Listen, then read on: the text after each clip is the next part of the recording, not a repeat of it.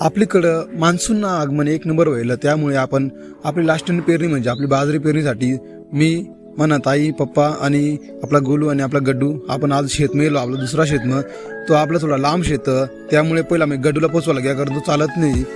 नंतर आपण आपला दुसरा सामान घेऊन करता तुम्ही देखील समोरला ते सगळं सामान घेणे आपल्याला बराच लांब जाणार पडत, तुम्हाला दाखवू माही.